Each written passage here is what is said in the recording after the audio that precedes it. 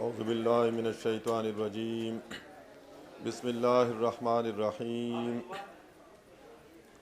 قد افلح المؤمنون الذین هم فی صلاتهم خاشعون والذین هم عن اللغو معرضون والذین هم للزکاة فاعلون والذین هم لفروجهم حافظون الا علی ازواجهم او ما ملکت ایمانهم فإنهم غیر ملومین فمن ابتغى وراء ذلك فأولئك هم العادون والذین هم لأماناتهم وعهدهم راعون والذین هم على صلواتهم يحافظون أولئك هم الوارثون الذین يرثون الفردوس هم فيها خالدون۔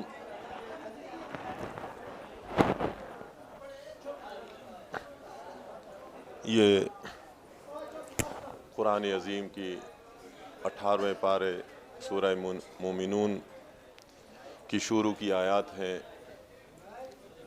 مومنون، مومن کی جمع، مومنوں کے اوصاف اس میں بیان کیے گئے ہیں، مومنوں کا ذکر کیا گیا ہے، اس لیے اس کا نام بھی اسی حوالے سے مومنون رکھا گیا ہے۔ یہ مکی سورہ ہے۔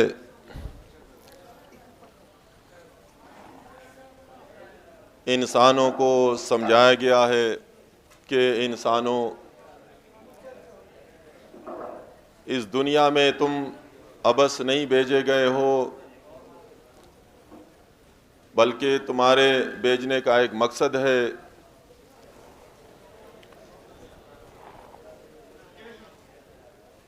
یہاں جتنے عرصے رہو گے، گزارنے کے بعد تم اپنے رب کے پاس واپس چلے جاؤ گے، وہ تم سے حساب کتاب لے گا۔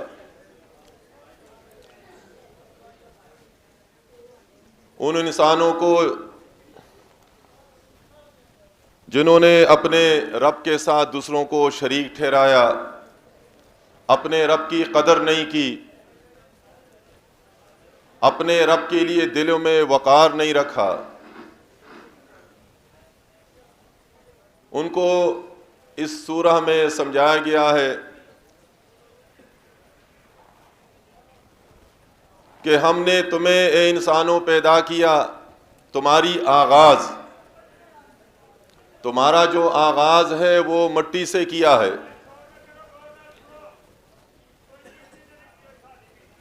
اس کے بعد تمہارا یہ سلسلہ ہم نے نطفے سے چلایا ہے، اس نطفے کو ہم نے خون کے لوتڑے میں تبدیل کیا ہے، پھر بوٹی بنائی ہے، بوٹی میں ہڈیاں بنائی ہے، اور پھر اسی طرح تمہیں مکمل انسان بنا کر دنیا میں بھیجا ہے۔ یہ جتنے مراحل سے انسان ماں کے پیٹ میں گزرتا ہے، مالک اس کا ذکر فرماتا ہے کہ یہ ہم کرتے ہیں، یہ ہم نے کیا ہے۔ انسان اسی طرح بنتا ہے، اس کا آغاز مٹی سے کیا گیا ہے، انسان مٹی کا بنا ہوا، یہ اللہ کے برابر نہیں ہو سکتا۔ جو اللہ کے ساتھ انسان کو برابر کرتا ہے وہ بڑا گستاخ ہے، بڑی توہین کرتا ہے، بے انصاف ہے، وہ ناشکرا ہے، باغی ہے، وہ جو مٹی سے بنے ہوئے اس مخلوق کو اللہ کے ساتھ شریک ٹھہرائے۔ یہ سب کا ذکر ہے، ہر انسان اسی طرح بنتا ہے۔ اس کی مثال یہ ہے، دیکھیں یہ مسجد کے سامنے آپ دیکھتے ہیں اینٹیں بن رہی ہیں، کس چیز سے؟ مٹی سے بن رہی ہیں، بنانے والا انسان ہے، یہ مٹی سے بن رہی ہیں اینٹیں۔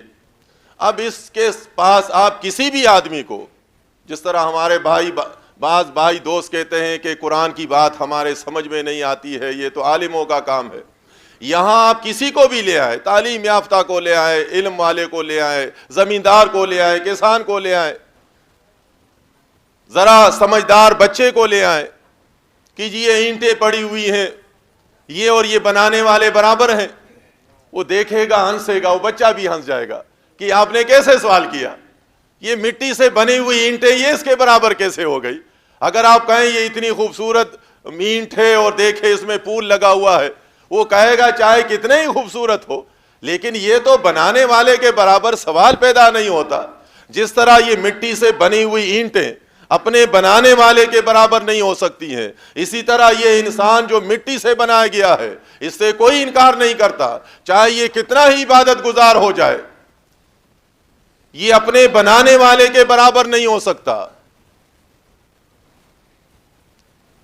اگر کوئی کھلونا اسی اینٹ میں آپ حرکت ڈال لے، حرکت کرنے کے باوجود بھی وہ اللہ کے برابر نہیں ہوتا،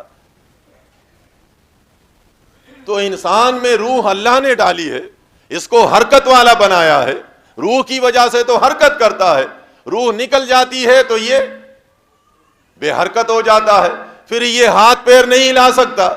تو جس طرح بغیر روح کے یہ اللہ کے شریک نہیں ہے، اسی طرح اس میں چاہے روح ہو یہ اللہ کے شریک نہیں ہوتا۔ یہ تو اللہ نے اس پر بڑا احسان کیا ہے، یہاں پر اس کو عزت دی ہے اپنی مخلوقات پر۔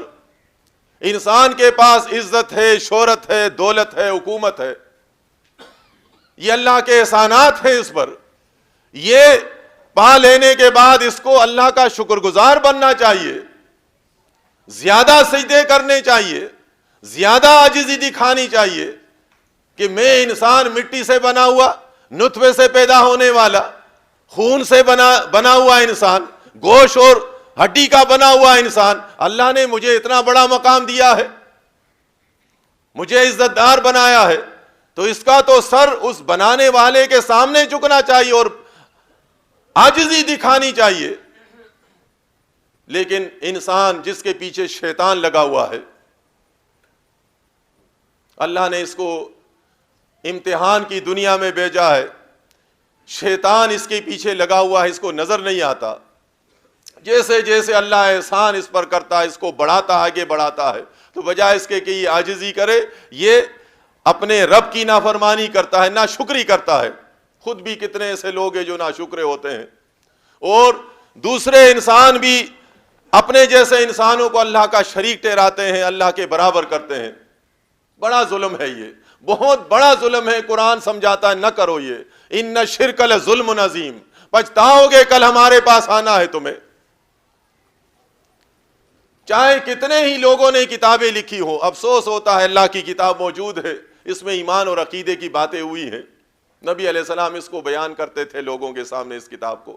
آج بے حساب کتابیں لکھی گئی ہیں، اس میں کرامات کس کے ہیں؟ اس میں کرامات ان لاشوں کے ہیں، مردوں کے ہیں، اور لوگ ان کی باتوں میں آ جاتے ہیں کہ واقعی یہ لاش اس نے کرامت دکھائی ہوگی، یہ لاش یہ اڑ چکی ہوگی ہواؤں میں، یہ لاش جو ہے یہ دشمن کو نقصان پہنچانے والی ہوگی۔ یہ کون یہ عقیدہ رکھتے ہیں؟ کن کے ذہنوں میں خیال آتا ہے؟ قرآن پڑھنے والوں کے۔ حالانکہ مومن مسلمان جو اللہ کی کتاب پر ایمان رکھنے والا ہوتا ہے وہ تو عقل مند ہوتا ہے، وہ دیکھتا ہے کہ دوسرے انسان جو ہم سے پہلے گزرے وہ بھی ہماری طرح، جس طرح میں محتاج ہوں، بارش نہیں برسا سکتا اور کسی کو اولاد نہیں دے سکتا، اس طرح مجھ سے پہلے جتنے انسان گزرے وہ بھی اسی طرح تھے۔ اس رب نے کوئی بات چھوڑی نہیں ہے۔ دیکھیں انبیاء کی مثالیں دی ہیں، انبیاء اگر یہ کام نہیں کر سکتے تھے تو دوسرے انسان کس طرح کر سکتے ہیں؟ ان انسانوں کو جو آج شرک اور کفر کرتے ہیں، ان کو اسی صورت کے آخر میں سمجھایا گیا ہے کہ ایک دن آنے والا ہے، اگر تم سرکشی نہیں چھوڑو گے، شرک سے باز نہیں آؤ گے، کفر نہیں چھوڑو گے، غداری نہیں چھوڑو گے اپنے رب کے ساتھ، رسول کے طریقوں پر نہیں چلو گے، اپنے نفس کی بات مانو گے، احبار اور رہبان کی پیروی کرو گے، تو ایک دن آنے والا ہے کہ پچھتاؤ گے۔ پچھتانے کے بعد سوائے پچھتائے کے کچھ نہیں ہوگا، پچھتاوا ہوگا، باقی نہ تمہیں مہلت دی جائے گی اور نہ تمہارے ساتھ وہاں کچھ رعایت کی جائے گی۔ تو اس صورت میں ان کو سمجھایا گیا ہے کہ ان سے انسانوں کو سمجھایا گیا کہ افحسبتم انما خلقناکم عبثا وانکم الینا لا ترجعون، کہ وہ انسانوں جو آج کفر کرتے ہو، نافرمانی کرتے ہو، شرک کرتے ہو، کیا تم نے یہ گمان کر رکھا ہے کہ تم یوں ہی پیدا کیے گئے ہو، ہم نے تمہیں کھیلتے کھیلتے بنا لیا، تم کھیل رہے تھے اور تم انسان بن گئے؟ نہیں، ایک منصوبے کے تحت ہم نے تمہیں بنایا ہے۔ ہمارا ایک منصوبہ ہے کہ دنیا میں تم جاؤ گے، تم ایک عرصہ گزارو گے جو ہم نے تمہارے لیے لکھا ہوگا، وہ تمہارے امتحان کا دور ہوگا، اس کے بعد تم ہمارے پاس آؤ گے، ہم تم سے حساب لیں گے۔ تو تم یہ خیال نہ کرنا کہ تم ابس بیکار بھیجے گئے ہو۔ یہ ان لوگوں کو آج سمجھایا جا رہا ہے، کل یہ گلہ بھی نہیں کر سکیں گے اور وہاں پر اعتراض بھی نہیں کر سکیں گے کہ مالک ہمیں تو کسی نے سمجھایا نہیں تھا۔ مالک فرماتا ہے سمجھ لو اے آدم کے نافرمان بچوں، سمجھ جاؤ، میرا کوئی شریک نہیں ہے، میں نے کسی کو پارٹنر بنا کر نہیں بھیجا ہے، نہ تم یوں ہی کھیلتے ہوئے پیدا ہوئے ہو، ہم نے تمہیں ایک منصوبے کے تحت بنایا ہے، پیدا کیا ہے۔ اس زمین پر تمہیں، ساری مخلوقات پر تمہیں ہم نے عزت دی ہے، افضل بنایا ہے، ہم حساب تم سے لیں گے۔ اللہ کے ہاں دوسرے مخلوق سے حساب نہیں لیا جائے گا، انسان اور جن ہوں گے۔ ہاتھی کتنا بڑا ہے، اونٹ کتنا بڑا ہے، کتنے بڑے بڑے جانور ہیں، لیکن ان سے حساب نہیں لیا جائے گا۔ حساب انسان سے لیا جائے گا جس کو زمین کا اقتدار دیا ہے، اختیار دیا ہے، اس کو چھوٹ دی ہے اللہ نے۔ تو ان کو سمجھایا گیا جو آج کفر کرتے ہیں، شرک کرتے ہیں، یہ اس زمانے میں نبی علیہ السلام کے زمانے کے لوگوں کو سمجھایا جا رہا ہے جو فرشتوں کو شریک ٹھہراتے تھے، جو عزیر علیہ السلام کو شریک ٹھہراتے تھے، جو عیسیٰ علیہ السلام کو شریک ٹھہراتے تھے، جو لات اور منات کو شریک ٹھہراتے تھے۔ دیکھیں یہ فرشتے اور انبیاء ہیں، اللہ نے ان کو سمجھایا کہ یہ سرکشی نہ کرو، یہ ظلم ہے ہمارے ساتھ، نافرمانی نہ کرو۔ اس زمانے کے یہود و نصارہ کو سمجھایا جا رہا ہے کہ ابراہیم علیہ السلام کو مانتے ہو تو ان کے طریقے پر چلو، ان کا نام اپناؤ، مسلم تھے، حنیف تھے، یہودی نہ بنو، نصارہ نہ بنو۔ لیکن وہ ان باتوں کی پرواہ نہیں کرتے تھے، جس طرح آج بھی وہی بات ہے۔ وہ تو ان کے مقابلے میں وہ کم سرکش تھے، یہ زیادہ سرکش ہیں۔ ان کے پاس کتاب موجود ہے، کتاب میں فرقہ پرستی سے منع کیا گیا ہے کہ فرقے نہ بناؤ۔ ابراہیم علیہ السلام کو مانتے ہو تو اپنے آپ کو مسلم کہو، حنیف کہو۔ محمد صلی اللہ علیہ وسلم کو مانتے ہو تو اپنے آپ کو مسلم کہو، حنیف کہو۔ اگر تم اللہ پر ایمان رکھتے ہو، آخرت مانتے ہو، تو تمہارا عمل اللہ کی رضا کے لیے ہونا چاہیے۔ دنیا نہ بناؤ، ریاکاری نہ کرو، نام پیدا نہ کرو، اللہ کی رضا کے لیے تمہارا ہر عمل ہونا چاہیے۔ تمہیں اللہ کے پاس جانا ہے، اللہ تمہیں اس کا اجر دے گا، بڑا چڑھا کر اجر دے گا۔ اور اس رب نے یہ باتیں ہمیں بتا دی ہے کہ آخرت کی کامیابی دنیا میں حاصل ہو سکتی ہے۔ آخرت کو ہم دنیا میں کما سکتے ہیں، آخرت کو آخرت میں نہیں کمایا جا سکتا۔ یہاں کے بعد تو دروازے پھر بند ہو جاتے ہیں موت کے دہلیز پر۔ موت سے پہلے ایمان کے دروازے کھلے ہیں، توبے کے دروازے کھلے ہیں، موت کے ساتھ ہی دروازے بند ہو جاتے ہیں۔ اس دنیا میں ہم آخرت کو کما سکتے ہیں، اس دنیا میں ہم اللہ پر ایمان لائیں گے انبیاء کی طرح، اولیاء کی طرح، اللہ کی بندگی کریں گے انبیاء اور اولیاء کی طرح، اللہ ہم سے خوش ہوگا، راضی ہوگا، اللہ ہمیں اجر دے گا۔ لیکن اگر ہم اللہ کی نافرمانی کریں گے جس طرح یہود و نصارہ کرتے تھے، انہوں نے نام تک بدلی کر دیا۔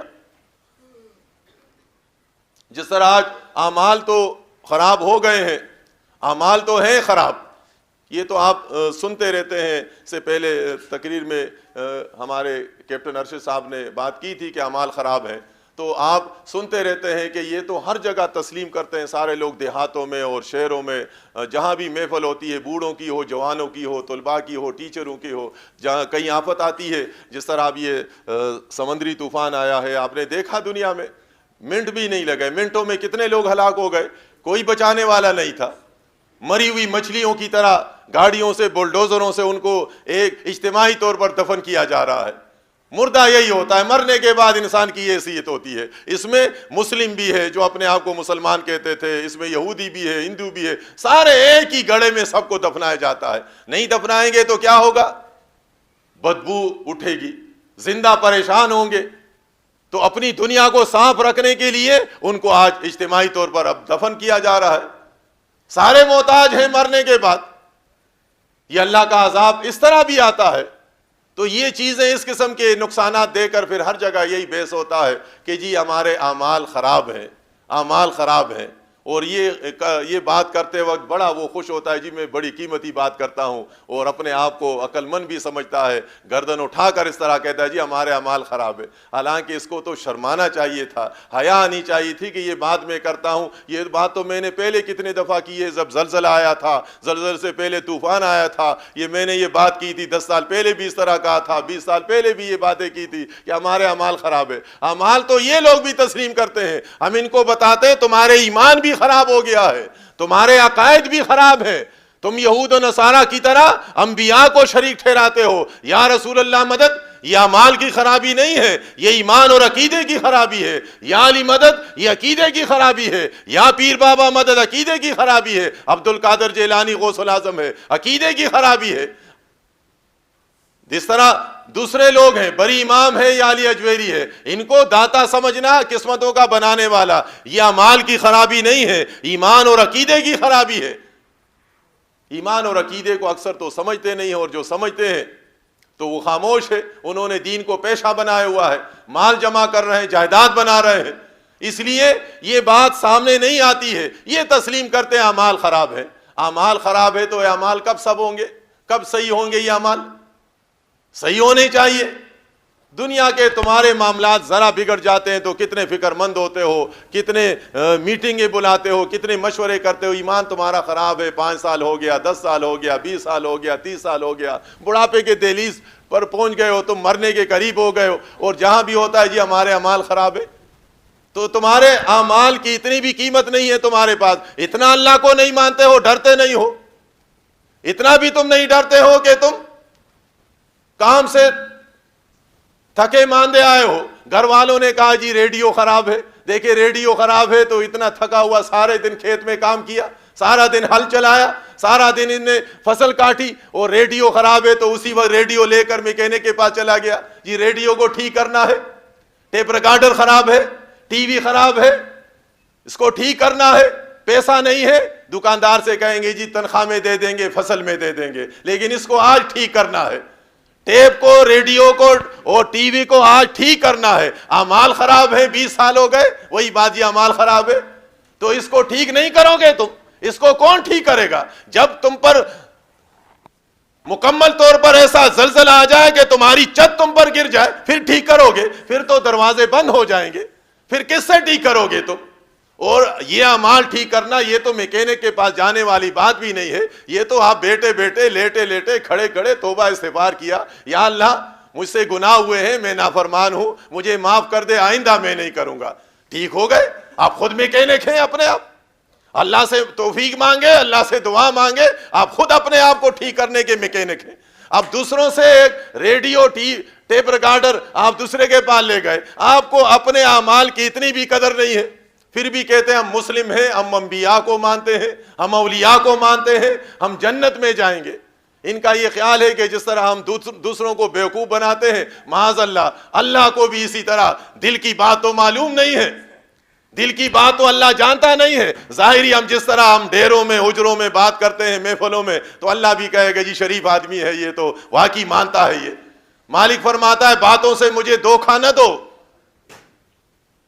باتوں سے دھوکہ نہ دو، میں تمہارے دماغ کے منصوبے کو جانتا ہوں، میں تمہارے دل کی ساری ریاکاری جانتا ہوں، تمہارے دل میں وقار نہیں ہے، تمہارے دل میں احترام نہیں ہے۔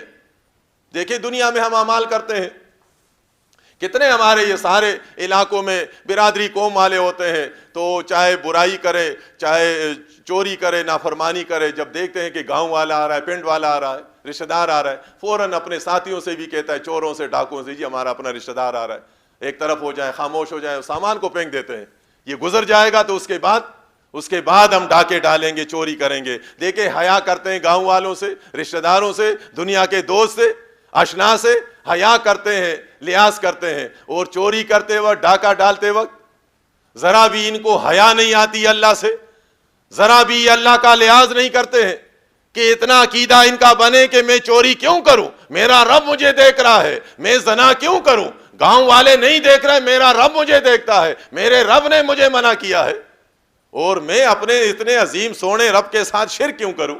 میرے عظیم رب نے مجھے ماں کے پیٹ میں بنایا ہے, سر سے لے کر, بالوں سے لے کر پیر کے ناخنوں تک مجھے دیے ہیں. اتنے عظیم رب, اتنے احسان کرنے والے رب کے ساتھ میں ایک لاش کو, میں بڑے بڑے فرشتوں کو شریک نہیں ٹھہراتا. لاش کیا چیز ہے, لاش کو تو میں اپنے دشمن کے برابر بھی نہیں کرتا. لاش کیا ہوتی ہے؟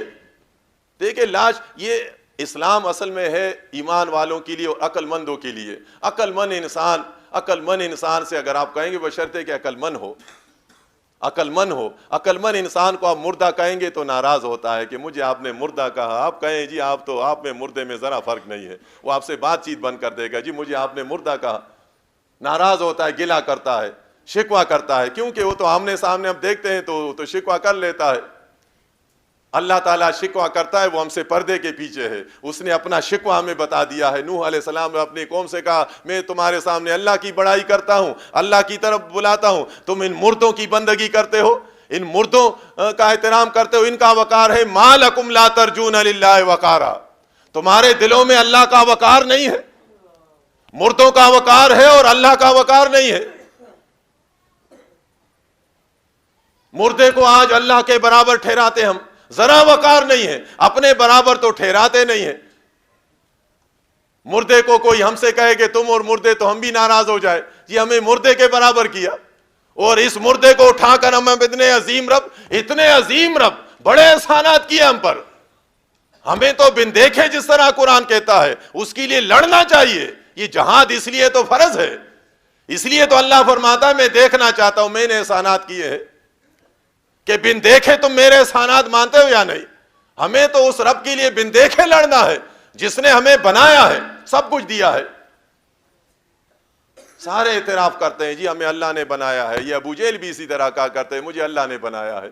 کیا کرتے ہو؟ کچھ بھی نہیں. یہ پہنچے ہوئے ہیں, ہمارے اعمال خراب ہیں اور یہ پہنچے ہوئے لوگ ہیں. ابو لہب بھی کہتے تھے مجھے اللہ نے بنایا, لیکن یہ پہنچے ہوئے ہیں اور ہم گناہگار ہیں. یہی آج پاکستانی بھائی بھی کہتے ہیں ہم گناہگار ہیں, اللہ نے ہمیں بنایا ہے. لیکن یہ بڑی امام پہنچا ہوا ہے, یہ علی اجویری پہنچا ہوا ہے, یہ پیر بابا پہنچے ہوئے ہیں, عبد القادر جیلانی پہنچے ہوئے ہیں. کس نے آپ کو بتایا ہے؟ کہاں تم نے دیکھا ہے؟ نہیں. پہنچے ہوئے سنی سنائی بات, مولویوں نے ان کو پہلے تو قرآن سے دور کر لیا, ان کا ایمان اور عقیدہ خراب کر لیا, اس کے بعد ایسے کرامات کی باتیں ان کے سامنے بیان کی کہ آج وہ اللہ کے مقابلے میں اس مردے سے زیادہ ڈرتا ہے کہ واقعی یہ کہیں ہمارے گھر میں کرامت نہ دکھا دے, کہیں میرے گھر کو نہ گرا دے, کہیں مجھے اندھا نہ بنا دے. اس طرح ڈرا دیا ہے. اور قرآن کہتا ہے کہ یہ اللہ کی دنیا ہے, اللہ کی کائنات ہے, اللہ اس کا نظام چلا رہا ہے. انسان نہیں تھا تو بھی اللہ کا نظام تھا, اللہ چلا رہے تھے. انسان ہے تو بھی اللہ چلا رہا ہے, انسان نہیں ہوگا تو بھی اللہ چلائے گا. اتنی آسان باتیں ہیں. اور یہ اللہ کی سچی کتاب ہے, قرآن ہے, آسمانوں سے نازل ہوئی ہے. یہ قرآن آسمانوں سے نازل ہوا ہے, یہ اللہ کی کتاب ہے. اس میں جو بات ہے وہ سچی بات ہے, انسانوں کے لکھے ہوئے بات ہے. یہ سارے قصے کہانیاں ہیں. جو لوگ آج نہیں سمجھتے ہیں اس رب نے سمجھایا ہے, مثالیں دے دے کر سمجھایا ہے ان کو کہ جن کو تم پکارتے ہو ان کے پاس کچھ بھی نہیں ہے.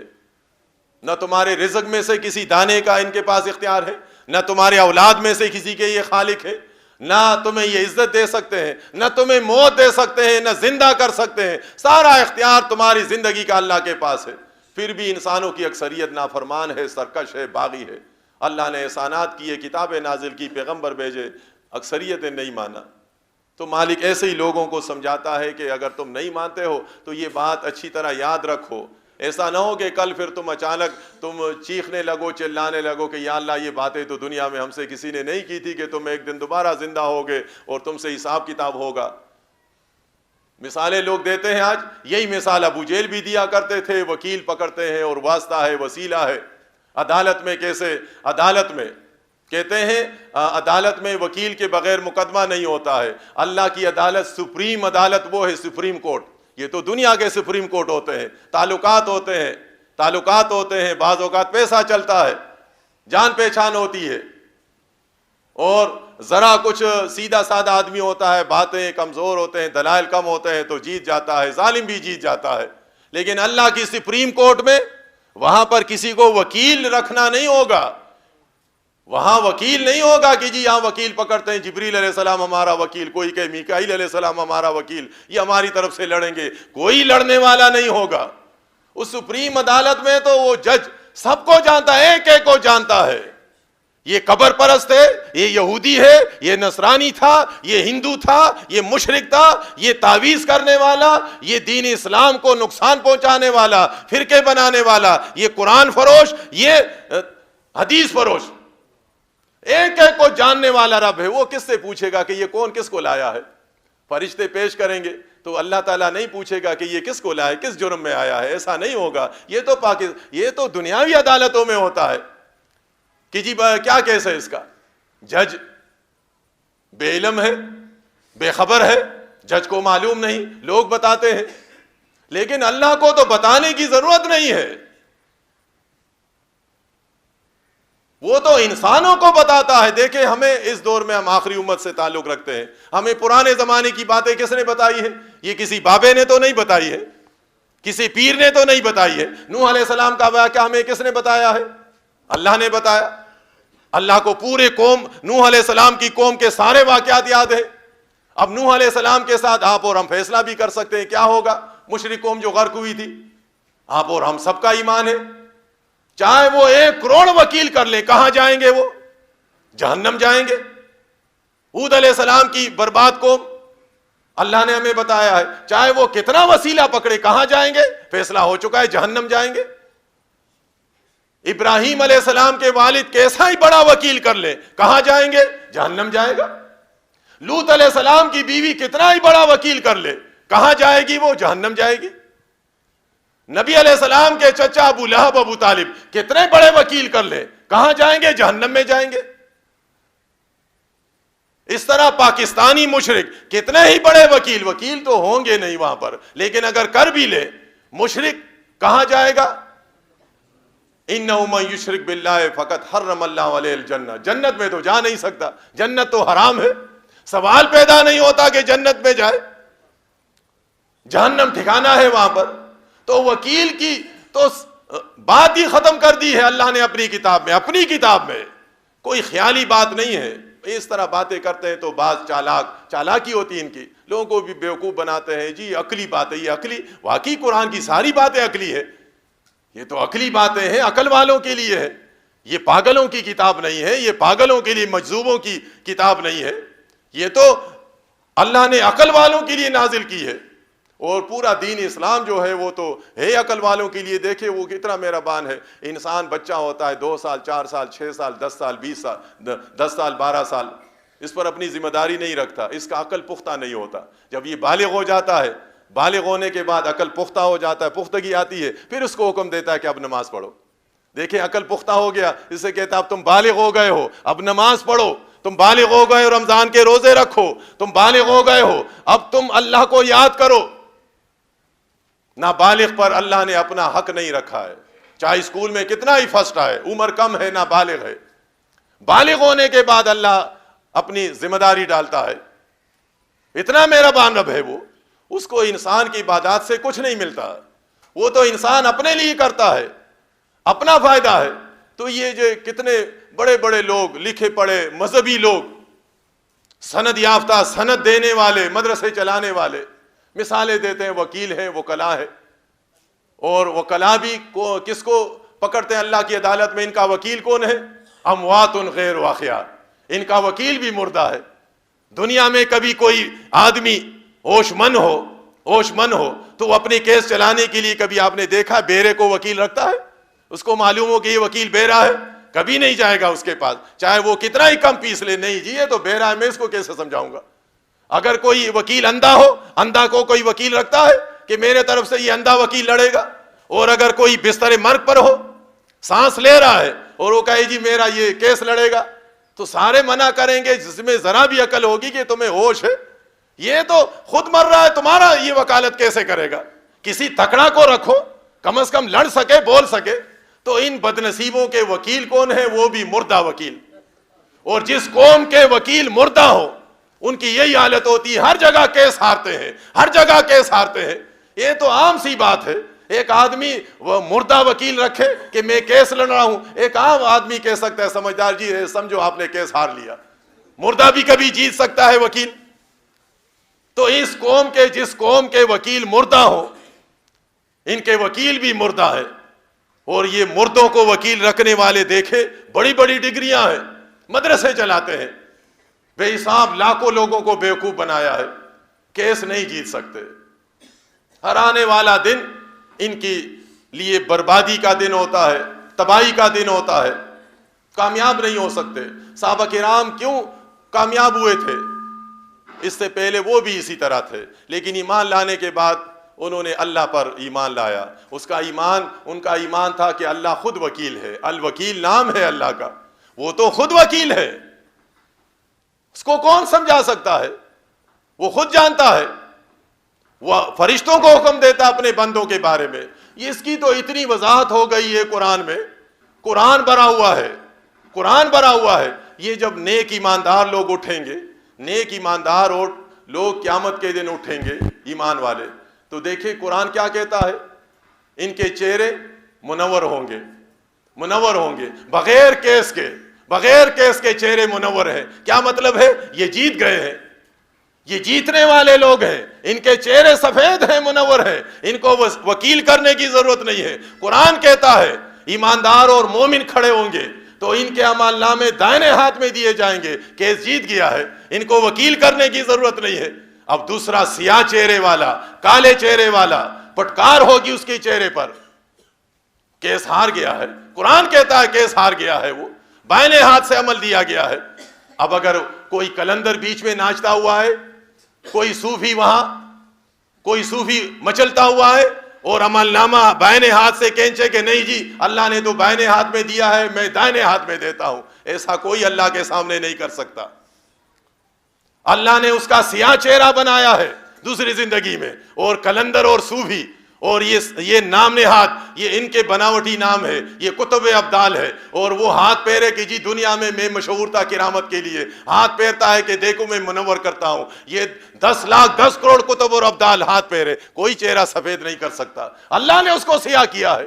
سوال پیدا نہیں ہوتا کہ اللہ کے سیاہ چہرے کو اس دن کوئی سفید کر دے، اور بائیں ہاتھ والے کے عمل نامے کو دائنے میں دے، اور دائنے والے سے لے کر بائنے میں دے کہ یہ مجھے نہیں مانتا تھا، یہ نیاز نہیں دیتا تھا۔ یہ باتیں تو بالکل اللہ کی کتاب میں ساری موجود ہے، لیکن دیکھیں پیشوروں نے، پیٹ پرستوں نے، یہود و نصارہ کی طرح دین کے نام پر جائیداد بنانے والوں نے کتنا بیوقوف بنایا۔ بڑے دشمن یہ ہے، امریکہ اتنا دشمن نہیں ہے، یہودی اتنا دشمن نہیں ہے، وہ تو بزدل ترین لوگ ہیں، وہ میدان میں نہیں اترتے، وہ تو موت سے بڑے ڈرتے ہیں۔ ہمیں نقصان ان اپنوں نے پہنچایا ہے، جنہوں نے پیٹ کی خاطر ہم کلمہ پڑھنے والوں کے ایمان پر ڈاکے ڈالے ہیں، ہمارے بھائیوں کو، دوستوں کو بے ایمان بنایا ہے، عقائد خراب کیے ہیں، اللہ کی بجائے مردے کے سامنے، لاش کے سامنے کھڑا کر دیا۔ اس نے کرامات بیان کر دیے، ہم نے، ہمارے بھائیوں نے پگڑی کو دیکھا، اس کے جامے کو دیکھا، اس کی سند کو دیکھا، اس کی گرامر کو دیکھا، اس کی عربی کو دیکھا، اس نے مان لیا کہ واقعی یہ مردہ اس طرح ہوگا جس طرح یہ کرتا ہے، حالانکہ مردہ مردہ ہوتا ہے، مردے میں کوئی صفت نہیں ہے۔ اگر اس میں کوئی صفات ہوتے تو اس کو دفنانے کا حکم نہ ہوتا ہمیں، اس میں ذرا بھی فائدہ ہوتا ہے انسانوں کا تو اس کو دبانے کا حکم نہیں ہوتا، اس میں ذرا بھی فائدہ نہیں ہے زندوں کے لیے، دنیا میں ذرا کام بھی نہیں کر سکتا۔ اب یہ اس پر کسی کا قرضہ ہے، 5 روپیہ قرضہ ہے، اس کو آپ چاہے 10 مہینے رکھیں، یہ دیکھیں 10 مہینے 10 سال رکھیں، یہ 5 روپیہ بھی قرض بھی نہیں اتار سکتا. یہ اتنا بیکار ہے، 5 روپیہ یہ نہیں کما سکتا، چاہے یہ کتنے عرصے رہے. یہ اس کا قرضہ کون اتارے گا؟ اس کا قرضہ اس کے پسماندگان. قرآن نے سمجھایا ہے کہ مردے کے بارے میں یہ خیال نہ کرو کہ اب یہ خود اپنا قرضہ اتارے گا. یہ تمہارا باپ تھا، یہ تمہارا دادا تھا، اس پر قرضہ ہے. میراث سے پہلے اس کا قرضہ اتارو. یہ تم کرو گے تو مرنے کے بعد جو اپنا قرضہ نہیں اتار سکتا، 5 روپیہ قرضہ، وہ دوسروں کی بگڑیاں کیسے بنائے گا، کیسے جہازوں کو نکالے گا؟ ان کے آنکھوں کے سامنے سب کچھ ہوتا ہے. مرنے کے بعد لوٹا اٹھا کر استنجا نہیں کر سکتا، اور یہ ڈوبے ہوئے جہازوں کو نکالتا ہے، بیڑے پار لگاتا ہے. بغداد میں کیا ہوا دیکھیں، یہ تو محاورے کے طور پر استعمال ہوتا ہے کہ جی آپ نے تو اس لیے سمجھانے کے لیے کہ جی آپ نے تو مجھے ننگا کر دیا. محاورے کے طور پر ہوتا ہے، زیادہ کچھ بے عزتی ہوتی ہے تو یہی کہا جاتا ہے. اور دیکھیں انہوں نے محاورے کو بھی صحیح کیا انگریزوں نے، یہودیوں نے. کہاں پر؟ بغداد میں. علی حجویری کے، یہ عبد القادر جیلانی کے پاس کتنے لوگوں کے کپڑے اتارے انہوں نے. اخبارات میں آپ نے دیکھے، ان کی موجودگی میں اس امت کے نام نہاد غوث الاعظم کے پاس کلمہ پڑھنے والوں کے کپڑے انہوں نے اتار دیے. یہ کب کام آئے گا؟ یہ کب بدلہ لے گا؟ یہ کب امریکی جرنل کو اندھا کرے گا؟ یہ کب اس کو مارے گا؟ یہی تو موقع ہے. مسلمانوں کے کپڑے اتار دیے اس نے، خاموش ہے. یہ کس کو مارتا ہے؟ یہ اس کو مارتا ہے جو کلمہ پڑھتا ہے، جو اس کو مانتا ہے. اس کو چارپائی سے گراتا ہے عبد القادر جیلانی. آج امریکہ کے کسی جرنل کو چارپائی سے گرا کر تو دکھائے. امریکہ کے کسی فوجی کو مار کر تو دکھائے. دھن دھناتے ہوئے پھر رہے ہیں وہ. بغداد کو فتح کیا ہے.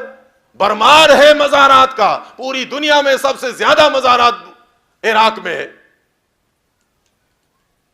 یہ پیشور قبر پرست، یہ بھی دیکھیں، یہ بڑے چالاک ہوتے ہیں، سارے خاموش ہیں. اس سے پہلے کتابیں لکھی ہوئی ہیں، کرامات، ان کے کرامات، قبروں سے نکلنے کے کتب بھی رہتا ہے وہاں پر، ابدال بھی ہیں، مدد کرتے ہیں. یہ آج خاموش ہے. آج اگر یہ کریں گے تو لوگ پکڑیں گے کہ جی یہ تو بغداد میں کم از کم ان کو تو کچھ تو کرنا چاہیے. خاموش ہے یہ. ان کو پتا ہے، خبریں یہ بھی سنتے ہیں، کبھی ان کی مرضی ہے، کبھی علی رضی اللہ ان کے مزار میں گھستے ہیں، وہاں بمباری کرتے ہیں، وہاں لوگوں کو قتل کرتے ہیں. کبھی عبد القادر جیلانی کے مزار میں جا کر قتل کرتے ہیں، دوسرے مزارات میں جاتے ہیں. خاموش ہے یہ. یہ کب یہ باتیں کریں گے؟ جب یہ امریکنی فوج یہاں سے نکل جائیں گے، 5-10 سال گزر جائے گا، ان کو معلوم ہے مشرک جانور ہوتا ہے، چوپایا ہوتا ہے، اس سے یہ باتیں بھول جائیں گی. تو پھر ہم کہیں گے کہ جی یہ امریکی یہاں داخل ہوئے تھے، عبد القادر جیلانی نے سبز پگڑی باندھی تھی، گھوڑے پر سوار تھا، تلوار ہاتھ میں تھی، اس جرنل کو ادھر، اس ایک جرنل کی گردن اڑا دی، دوسرے کو اندھا کر دیا. یہ قصے کہانیاں یہ 10 سال کے بعد بنائیں گے جب امریکہ نکل جائیں گے بغداد سے. ابھی یہ خاموش ہے. ان کو معلوم ہے ابھی ہم کریں گے تو لوگ پکڑیں گے، جی تمہارا وہ غوث الاعظم کہاں گیا، تمہارا مشکل کشا کہاں گیا. کیوں نہیں مارتے یہ ان پلیتوں کو؟ انگریزوں کو نہیں مار سکتے. قرآن سمجھاتا ہے مردے کچھ نہیں کر سکتے، مردے کچھ نہیں کر سکتے. مردے اگر کچھ کر سکتے تو دیکھیں فرعون بنی اسرائیل کے بیٹوں کو ذبح کر رہا تھا. یہ کن کی اولاد تھی؟ یہ تو یعقوب علیہ السلام کی اولاد تھی، یہ تو ابراہیم علیہ السلام کی اولاد تھی. وہ سارے پیغمبر دیکھے، ایک فرعون کو کچھ سزا نہیں دے سکتے تھے. مردے سزا نہیں دے سکتے. کس نے سزا دیا؟ اس کو سزا کس نے دی؟ ایک اللہ نے، عظیم رب نے. پیغمبر نہیں پکڑ سکتے تھے ان کو. اگر اللہ ان کو غرق نہ کرتا تو وہ ان پیغمبروں کی ساری اولاد کو اسی طرح ذبح کرتے رہتے. کوئی ہاتھ پکڑنے والا نہیں تھا، اللہ نے پکڑا اس کو. امریکہ کو کون سزا دے گا؟ ایک اللہ سزا دے گا. یہ بابے مزار والے یہ سزا نہیں دے سکتے. یہ تو دعاؤں کے محتاج ہے. مسلمان گزرا ہے، سنت یہ ہے، سیدھا دین ہے. مردوں کے لیے، مسلمان مردوں کے لیے نبی علیہ السلام کی سنت دعا دے، یا اللہ اس کو بھی معاف کر دے، مجھے بھی معاف کر دے، یہ مجھ سے پہلے گیا ہے اور میں بعد میں جانے والا ہوں. مرنا برحق ہے، میں بھی مروں گا، یا اللہ مجھے بھی معاف کر دے، اس کو بھی معاف کر دے. یہ طریقہ تو موجود ہے، لیکن مردے پر عقیدہ اور ایمان بنانا کہ یہ میرے کام آئے گا، تو مالک فرماتا ہے مجھے گالی دیتے ہو، توہین کرتے ہو، گستاخ بن گئے ہو تم، مردوں کو شریک ٹھہراتے ہو، بندگی کرتے ہو۔ ایسے لوگوں کو اس میں رب نے آج سمجھایا ہے کہ ان سے کہ تمہیں ہم نے اس دنیا میں یوں ہی کھیل کے طور پر نہیں بھیجا ہے، تم سب کو وَأَنَّكُمْ إِلَيْنَا لَا تُرْجَعُونَ، تم سب کو ہمارے پاس لوٹ کر آنا ہے۔ اور پھر سمجھایا ہے کہ فَتَعَالَى اللَّهُ الْمَلِكُ الْحَقُّ، وہ اللہ جو ہے وہ برحق بادشاہ ہے، لا الہ الا هو رب العرش الکریم، اس کے ساتھ کوئی شریک نہیں ہے، اس کے علاوہ کوئی معبود نہیں ہے، وہ عرش کریم کا رب ہے، سارے فیصلے وہ خود کرتا ہے، اسی کے پاس اقتدار ہے، وہی مالک ہے، وہی حکومت چلا رہا ہے، نہ کوئی یہ چلا بھی نہیں سکتا۔ یہ مردے تو نہیں، زندے بھی سارے اکٹھے ہو جائیں، زندے یہ چلا بھی نہیں سکتے۔ اللہ کا نظام ایسا ہے کہ یہ تو انسان چلا بھی نہیں سکتا۔ طوفان آئے سمندر سے، سارے انسان اکٹھے ہو جائیں، ہاتھ اگر ہم سامنے رکھیں، ہم سمندری طوفان کو تو نہیں روک سکتے، ہاتھ اسی طرح سامنے رکھے ہوئے ہمیں بھی وہ بہا کر لے جائے گا، ڈوب جائیں گے، ہم ختم ہو جائیں گے۔ زلزلہ آیا، ہم کتنا ہی بھاگے دوڑے اور مضبوط کھڑے ہو جائیں زمین پر، لیکن ہم ختم ہو جائیں گے۔ اللہ کا فیصلہ ہوتا ہے تو اس میں انسان نہ مداخلت کر سکتا ہے، نہ اللہ کے اس کائنات کو کوئی سنبھال سکتا ہے، اور نہ اس میں کوئی وہ دخل اندازی کر سکتا ہے۔ اور پھر فرمائے کہ جن کو یہ وَمَن يَدْعُ مَعَ اللَّهِ إِلَٰهًا آخَرَ، جن کو یہ اللہ کے علاوہ شریک ٹھہراتے ہیں، لا برہان لہ بھی، ان کے ساتھ کوئی دلیل نہیں ہے، ان کے پاس کوئی دلیل نہیں ہے۔ کس کے پاس کیا دلیل ہے؟ دیکھیں اس وقت بھی دلیل نہیں تھا، عزیر علیہ السلام اللہ کے بیٹے معاذ اللہ شریک ہے، دلیل نہیں ہے۔ جبریل علیہ السلام اللہ کے ساتھ شریک ہے، دلیل نہیں ہے۔ نبی علیہ السلام فرماتے دلیل نہیں، دلیل نہیں ہے، باپ نے پکارا ہے، باپ کے پاس کیا دلیل تھا؟ دادا نے پکارا ہے، دادا کے پاس کیا دلیل تھا؟ پنڈت نے ہم سے کہا ہے۔ یہ ساری یہی باتیں، یہ دلیل تو نہیں ہے۔ یہی باتیں تو آج ہندو بھی کرتا ہے، عیسائی بھی کرتے ہیں۔ دلیل مشرکوں کے پاس نہیں ہوتا۔ تو فرمایا کہ ان کے پاس کوئی دلیل نہیں ہے جو اللہ کے علاوہ دوسروں کو پکارتے ہیں۔ فَإِنَّمَا حِسَابُهُ عِندَ رَبِّهِ، ان کا حساب جو ہے ایک دن حساب تو ہوگا سب کے پاس، ان کا حساب جو ہے وہ اللہ کے پاس ہے، ان کے اپنے رب کے پاس ہے۔ لیکن یہ سن لے کہ إِنَّهُ لَا يُفْلِحُ الْكَافِرُونَ، کہ اللہ کے ہاں کافر یہ فلاح نہیں پا سکتے، اللہ کے ہاں کافر فلاح نہیں پا سکتے۔ کافر کون ہے؟ اس سے پہلے بیان کر دیا، جو دوسروں کو پکارے، جو دوسروں کو پکارے۔ کہتا ہے کہ کافر نہیں کہو گے، ہمارے کہنے سے کیا ہوتا ہے؟ ہم نہیں کہیں گے، ہم تو کافر کو مسلمان کہہ دیں گے، ہندو کو مسلمان کہہ دیں گے، کیا ہمارے کہنے سے وہ مسلمان ہو جائے گا؟ نہیں ہو سکتا، وہ تو ہے ہندو، دوسرے غیر اللہ کو پکارنے والا، اسی طرح رسول کو پکارنے والا، فرشتے کو پکارنے والا۔ مالک فرماتا ہے دلیل نہیں ہے۔ یہ ایسے کافر ہیں کہ یہ ہمارے ہاں کامیاب نہیں ہو سکتے، فلاح نہیں پا سکتے۔ کوئی بھی ہو، ابراہیم کا باپ ہو، نوح کا بیٹا ہو، نبی علیہ السلام کے چچا ہو، کوئی بھی ہو، ہمارے ہاں ایسا کافر نہیں بچ سکتا، فلاح نہیں پا سکتا، اس کا ٹھکانہ جہنم میں ہوگا۔ یہ ساری باتیں قرآن میں موجود ہے۔ انہ لا یفلح الکافرون، دیکھیں اس سے پہلے بیان بھی کیا دوسرے غیر اللہ کو پکارنا نہیں، جی کافر نہیں کہو۔ مکے میں نبی علیہ السلام نے فتوے لگائے، کن پر؟ ابو جہل، ابو لہب۔ کیا قصور تھا؟ ہؤلاء شفعاؤنا عند اللہ۔ حج کے ایام ہے، لوگ حج پر گئے ہیں، یہ وہ لوگ بھی گئے ہیں جو وسیلہ مانتے ہیں، جن کا عقیدہ ابو جہل کی طرح ہے۔ ابو جہل کا عقیدہ تھا واسطے وسیلے کا، ہؤلاء شفعاؤنا عند اللہ، رسالے کی بات نہیں ہے۔ کیوں پکارتے ہو؟ ان سے کہا جاتا تھا ابو جہل سے، کیوں پکارتے ہو؟ یہ ہمارے وسیلے ہیں، کیوں وسیلہ پکڑتے ہو؟ میں گناہگار ہوں، میں شراب پیتا ہوں، میں جوا کھیلتا ہوں۔ ابو جہل اس طرح مانتے تھے۔ پاکستانی سے کہو کیوں تم جاتے ہو مزار پر، کیوں وکیل بناتے ہو؟ ہم گناہگار ہیں۔ کیوں؟ جی ہم تو شراب پیتے ہیں، جوا کھیلتے، ہم گناہگار ہیں۔ ایک ہی جواب ہے دونوں کا۔ یہ بھی حج کرتا ہے، وہ بھی حج کرتا تھا، لبیک اللہم لبیک لا شریک لک لبیک پڑھتا تھا۔ وہ مسلم کی روایت ہے، نبی علیہ السلام کے زمانے میں زور زور سے ان دنوں میں وہ بھی تلبیہ پڑھا کرتے تھے۔ ابو جہل احرام باندھے ہوئے، ابو لہب احرام باندھے ہوئے، امیہ بن خلف احرام باندھے ہوئے، عتبہ شیبہ، سارے مشرکین احرام کی حالت میں لبیک اللہم لبیک لا شریک لک لبیک کہتے تھے۔ ساتھ میں کیا کہا کرتے تھے؟ الا شریکا ولک تملک ما ملک۔ نبی علیہ السلام فرماتے تھے ایسا نہ کہو۔ وہ کیا کہا کرتے تھے طواف کے دوران؟ کہ ہاں تیرا کوئی شریک نہیں ہے یا اللہ، لیکن وہ شریک ہے جس کو تو نے شریک ٹھہرایا ہے۔ جس طرح یہ کہتے ہیں اللہ والے لوگ ہیں اس لیے ہم جاتے ہیں، یہ اللہ والے ہیں، اللہ نے ان کو بڑا مقام دیا ہے۔ وہ بھی یہی کہا کرتے تھے ابو جہل ابو لہب کہ اللہ والے لوگ ہیں یہ، ہم گناہ گار ہیں، اس لیے وہ عقیدہ اپنائے ہوئے تھے. ایک ہی عقیدہ ہے، وہ بھی حج نہیں چھوڑتے تھے، یہ بھی حج نہیں چھوڑتے ہیں. نبی علیہ السلام ان کو سمجھاتے تھے حج سے پہلے ایمان لے آؤ، حج سے پہلے ایمان لے آؤ، تب حج کرو، کامیاب ہوگے. وہ نبی علیہ السلام کو برا بلا کہا کرتے تھے مسلمانوں کے کہ تم نے راستہ چھوڑ دیا، ہمارے دین کو خراب کر دیا، باپ دادے پر کفر کے فتوے لگاتے ہو. قرآن نے ان کو سمجھایا کہ ان سے کہو یا ایھا الکافرون، اے کافر ہو. دیکھیں یہ مکے میں فتویٰ ہے، مکے میں فتویٰ ہے ان لوگوں پر، کہتے کافر کو بھی کافر نہیں کہو گے. مدینے میں فتویٰ ہے لقد کفر الذین قالوا ان اللہ هو المسیح ابن مریم، لقد کفر الذین. مدینے میں بھی فتویٰ ہے کن لوگوں پر؟ جو انجیل مانتے ہیں، تورات مانتے ہیں، جو بیت المقدس کی طرف نماز پڑھتے ہیں، جو نبی علیہ السلام کی باتوں کی تصدیق بھی کر لیتے ہیں بعض اوقات.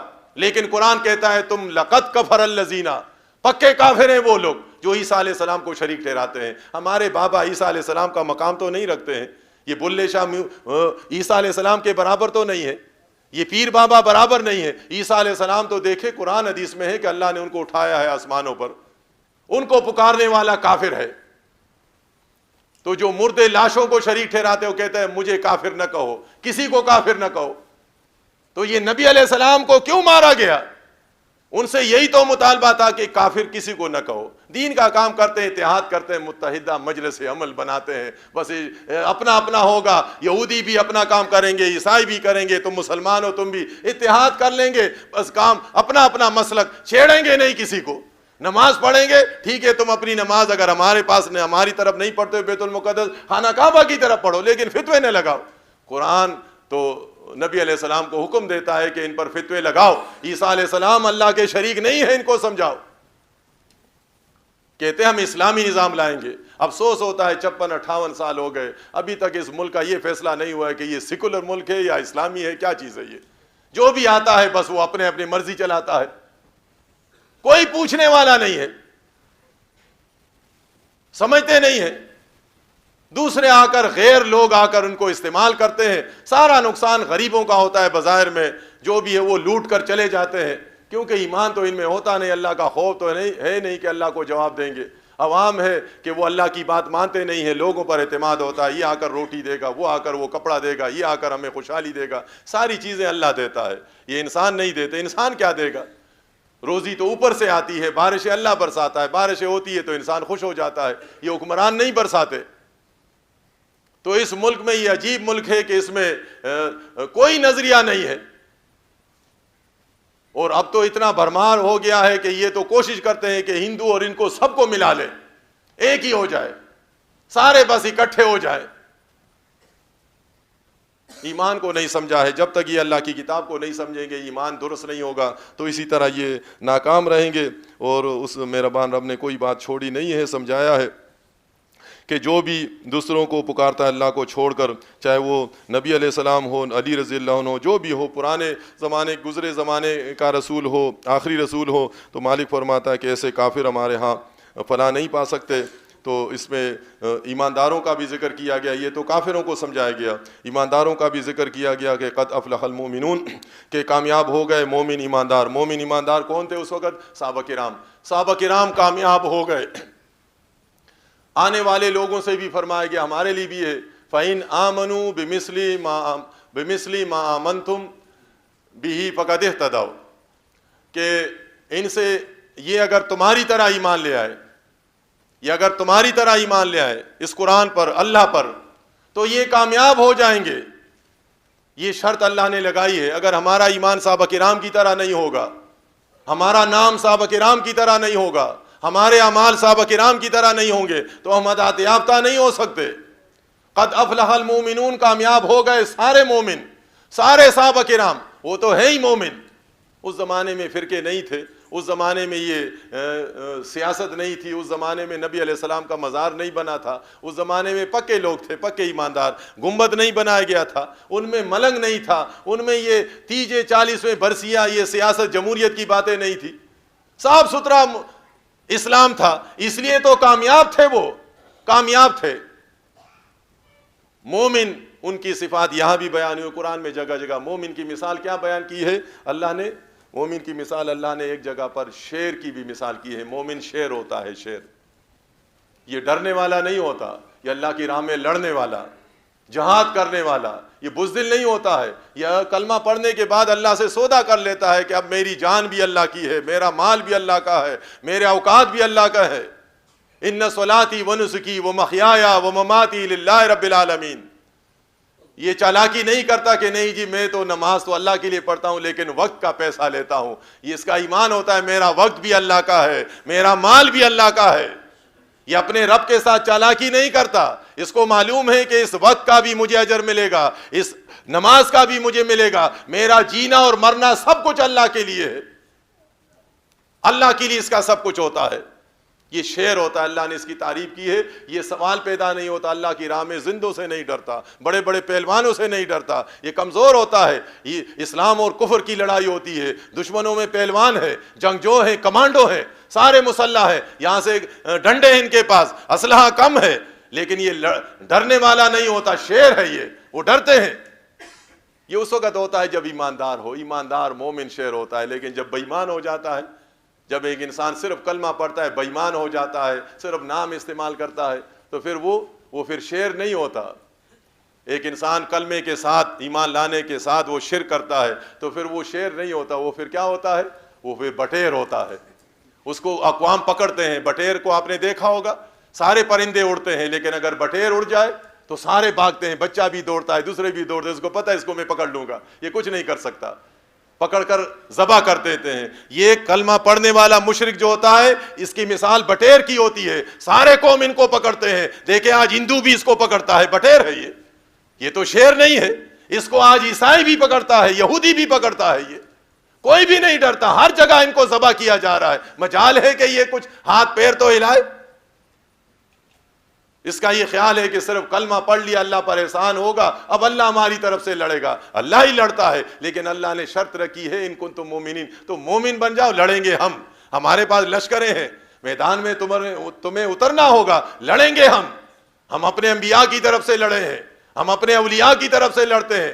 تمہیں ظاہری طور پر اترنا ہوگا, لیکن بڑا شرط جو ہے وہ ایمان کا ہے. اگر ایمان نہیں ہوگا تو چاہے تمہاری تعداد کتنی ہو تم کبھی جیت نہیں سکتے ہو. ہندو بھی اللہ نے پیدا کیا, ہندو کو بھی, یہودی کو بھی, اور پاکستانی مشرک کو بھی اللہ نے پیدا کیا ہے. اللہ کی کوئی ذاتی جنگ نہیں ہے انسانوں کے ساتھ, سب آدم کے بچے ہیں. آدم کے ان بچوں سے وعدہ ہے جو ایمان لے آئے, جو اللہ پر یقین کر لیں کہ اللہ ہمارا غوث العظم ہے, اللہ داتا ہے, اللہ مشکل کشا ہے, کوئی شریک نہیں ہے. ایسوں کے لیے اللہ کے ہاں بڑا مقام ہے, بڑا مقام ہے. قد افلح المؤمنون, اور خاص کر کے نوجوانوں کا تو بڑا مقام ہے. ایماندار نوجوان ہوتے ہیں, جوانوں کا دین ہوتا ہے. ایماندار تو کبھی بوڑھا ہوتا بھی نہیں ہے, اگر چاہے کتنا ہی عمر زیادہ بھی ہو جائے. ایماندار وہ اپنے آپ کو بوڑھا نہیں سمجھتا, وہ تو مجاہد ہوتا ہے اللہ کی راہ میں لڑنے والے. لیکن خوش نصیب ہیں جو جوانی کی حالت میں ایمان کو سمجھ جائیں, جوانی کی حالت میں, کیونکہ یہ ایسی زندگی ہوتی ہے کہ اس میں انسان سب کچھ کر سکتا ہے.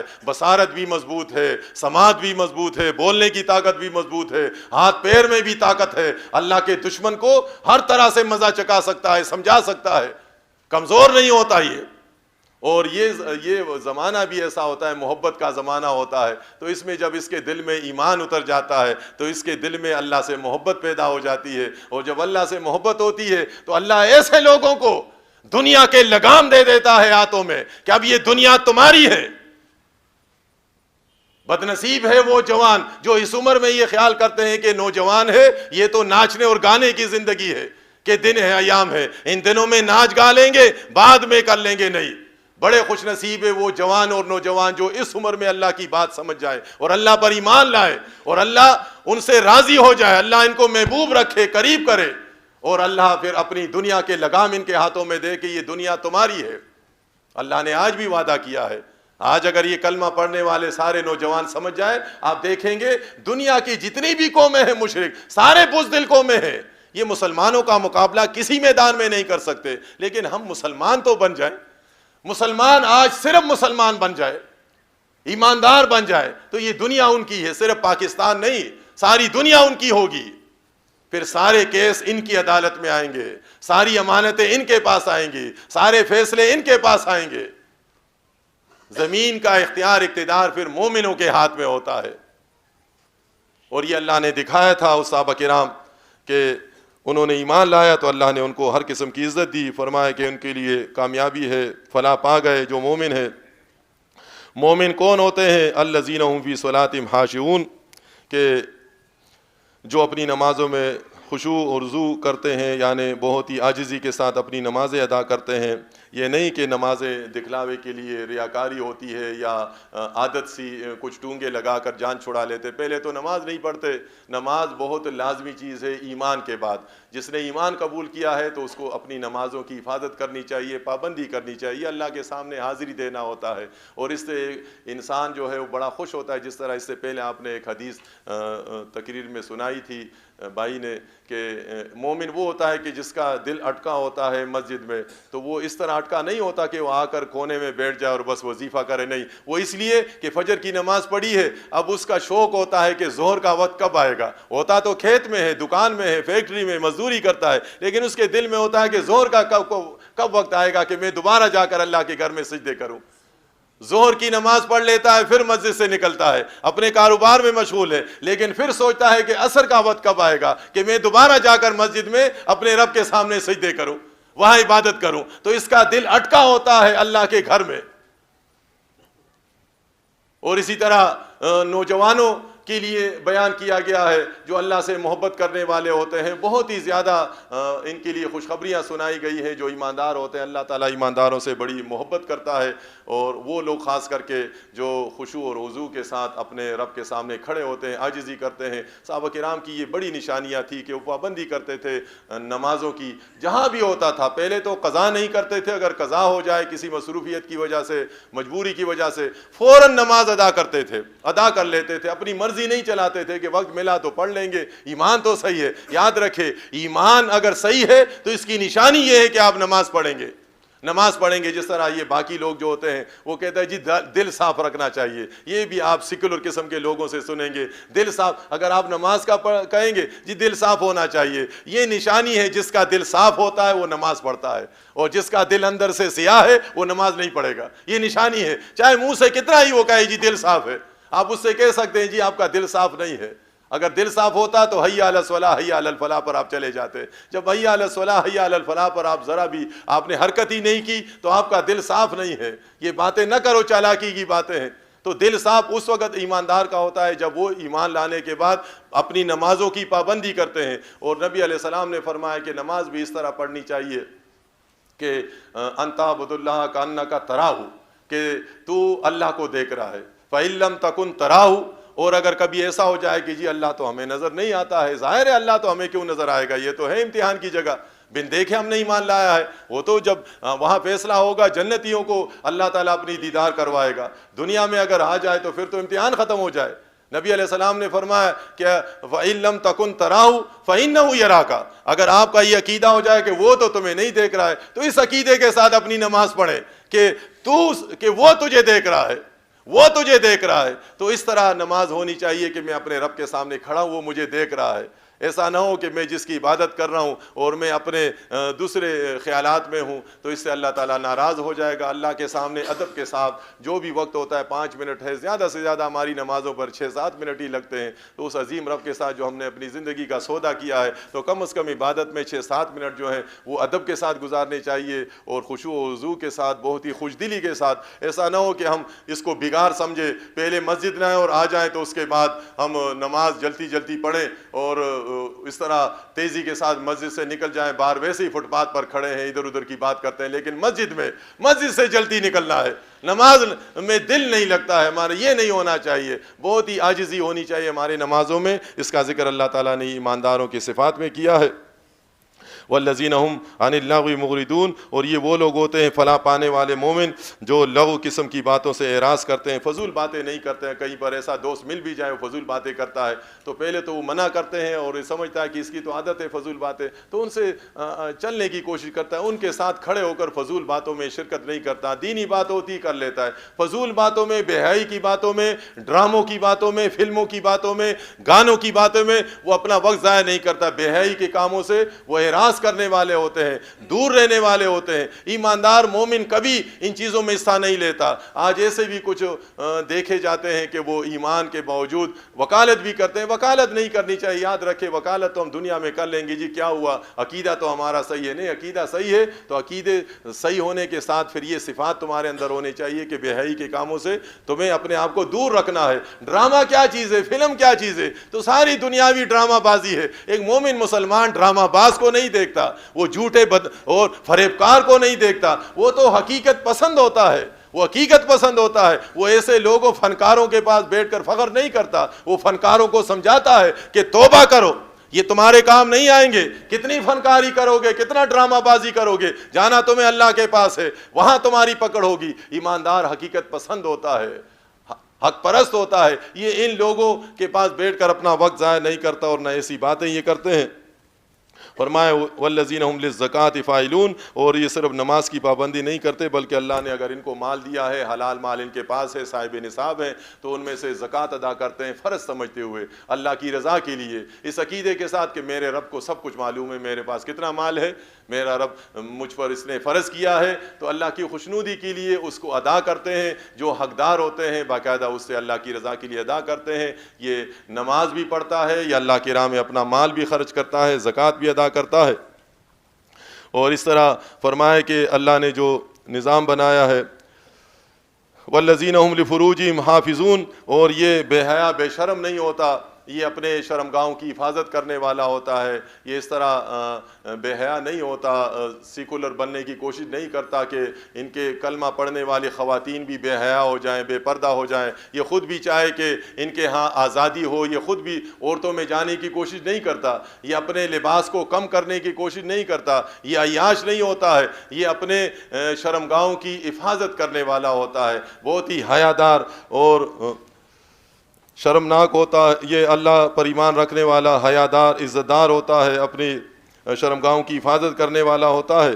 وَإِنَّهُمْ إِلَّا عَلَىٰ أَزْوَاجِهِمْ أَوْ مَا مَلَكَتْ أَيْمَانُهُمْ, ہاں جو اللہ نے جو طریقہ پیدا کیا ہے اس طریقے سے یہ نکاح کرتا ہے, اور نکاح میں آنے کے بعد جو ان کی ازواج ہوتی ہیں اور ان کی منکوحات ہوتی ہیں تو ان کے ساتھ یہ اپنا وقت گزارتا ہے. اور اس کے علاوہ جو ان کی اللہ تعالیٰ کے راستے میں انہوں نے جہاد کیا ہے, جو لونڈی آتی ہیں, کنیزیں آتی ہیں, تو ان کے بارے میں یہ ہوتا ہے, یہ پابند نہیں ہے ان کے ساتھ, تو یہ اپنی زندگی گزارتا ہے. لیکن اس کے علاوہ اپنی منکوحہ اور اپنی وہ لوڈیاں جو ہوتی جن کا یہ مالک ہوتا ہے, اس کے علاوہ یہ دوسری جگہ منہ مارنے کی کوشش نہیں کرتا, نہ آزادی چاہتا ہے, نہ اللہ کے حدود کو توڑتا ہے.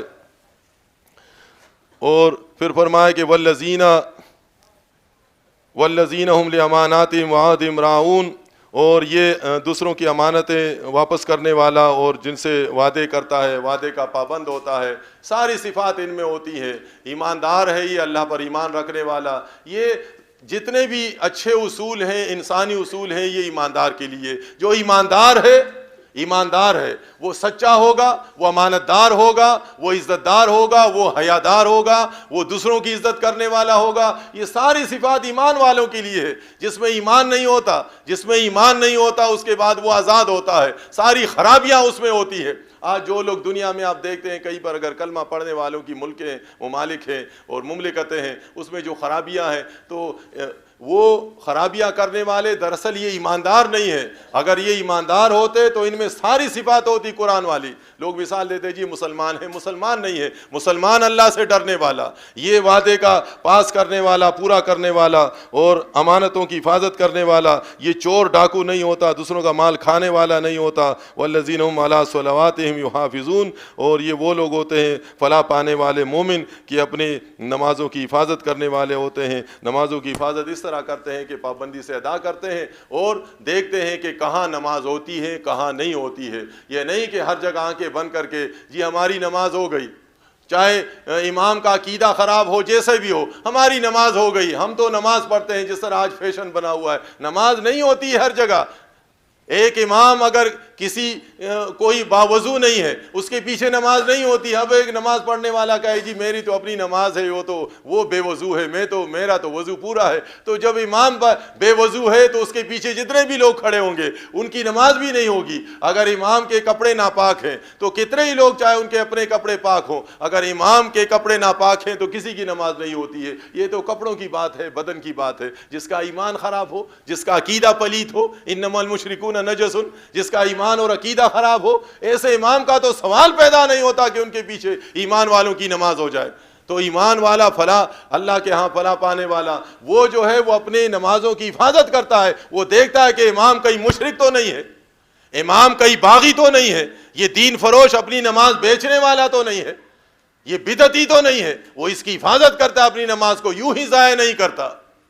اس لیے مالک نے ان کے صفات میں یہ بیان کیا ہے کہ ایماندار مومن فلاح پانے والے یہ وہ لوگ ہوتے ہیں جو اپنی نمازوں کی حفاظت کرتے ہیں۔ اولئک هم الوارثون، یہی وارث ہے اللہ کے ہاں، الذین یرثون الفردوس، اور یہ جنت الفردوس کے وارث ہیں، ہم فیہا خالدون، جس میں ہمیشہ ہمیشہ کے لیے ایمان کی وجہ سے اور ایمان کے ساتھ اچھے اعمال کرنے کی وجہ سے ہمیشہ ہمیشہ کے لیے ان جنتوں کے مالک بنا دیے جائیں گے، داخل کر دیے جائیں گے۔ اس رب نے اپنے بندوں کے سامنے اس ساری نعمتوں کا ذکر کیا ہے اور بتا دیا ہے کہ تم خود بھی دیکھتے ہو کہ زندگی اس دنیا میں تم ہمیشہ نہیں ہو، کچھ زندگی گزار کر دیکھے تم سے پہلے انسان کہاں گئے، سارے ہم نے پیدا کیے تھے، ہمارے پاس آ گئے، تم بھی آ جاؤ گے۔ جن لوگوں کے زمانے میں سامنے یہ آیتیں نازل ہوئی تھی آج ان کے 1400 سال ہو گئے، دیکھیں ان کا بھی 1400 سال ہو گیا۔ اس طرح ہمارے بھی مرے ہوئے دنیا سے جائے ہوئے ہمارے بھی سینکڑوں سال ہوئے ہوں گے، ہزاروں سال بھی ہو سکتے ہیں، ہزاروں سال بھی ہو سکتے ہیں۔ وہ مالک اس لیے تو مہربان رب سمجھاتا ہے کہ ہمارے پاس تمہیں آنا ہے، چاہے تم مجھے مانو یا نہ مانو، لیکن ہمارے پاس آنا ہے۔ اگر کامیابی چاہتے ہو، انعامات چاہتے ہو، کامیابی چاہتے ہو